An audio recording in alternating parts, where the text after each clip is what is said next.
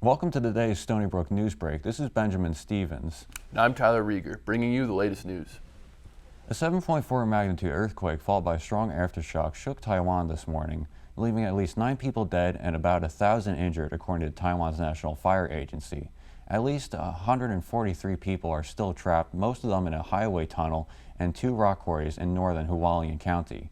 This is the most powerful earthquake to hit Taiwan in 25 years and triggered tsunami warnings in Taiwan and Japan. The tremors triggered at least 24 landslides, damaged over 100 buildings, and left over 90,000 homes without electricity. And just because the scare of the earthquake is tremendous. My mom was so scared. My mom was even crying, and then I told her to hide under the table. Rescue teams are currently working to free those trapped at the quake, and the Taiwanese military has been dispatched to aid in relief efforts. 7 staff members for the not-for-profit organization World Central Kitchen were killed in Gaza on Monday by an Israeli strike after leaving a food warehouse. 3 vehicles were destroyed, along with over 100 tons of food being transported to the people of Gaza who are struggling to fight famine. Since the terrorist attack on October 7th by Hamas, almost 200 aid workers have been killed in the Gaza Strip and the West Bank. Israeli Prime Minister Benjamin Netanyahu stated on Tuesday, "It was a tragic case of our forces unintentionally harming innocent people in the Gaza Strip. The United States, Israel's closest ally, is demanding a swift and impartial investigation into the matter."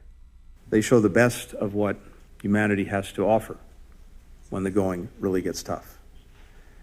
They have to be protected. It's upon the Israelis the absolute imperative of doing more to protect innocent civilian lives, be they Palestinian children, women, and men, or be they aid workers.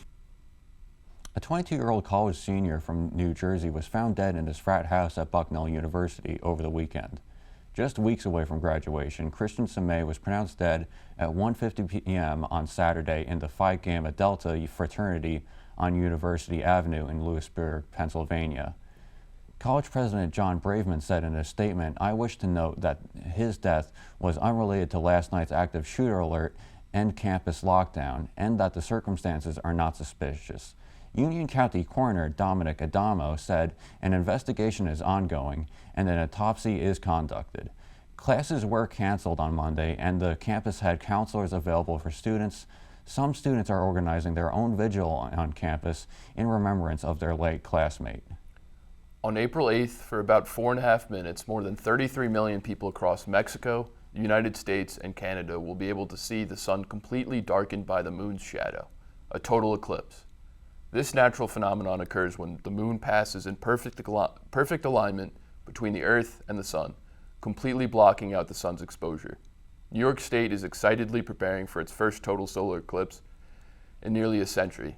While many tourists are on their way to upstate New York, safety is the region's top priority. Former NASA astronaut Mike Massimino spoke on the importance of eye safety during the upcoming eclipse. One thing you can do is you can get a pair of these approved glasses, right? These eclipse glasses, but you got to be careful because there are some counterfeit ones out there. So make sure you get them from a reliable source. NASA is offering several hours of streaming from cities along the totality path, and the Associated Press has announced it will be providing live coverage of the phenomenon's watch parties and festivities. This has been Benjamin Stevens and Tyler Rieger with Stony Brook Newsbreak.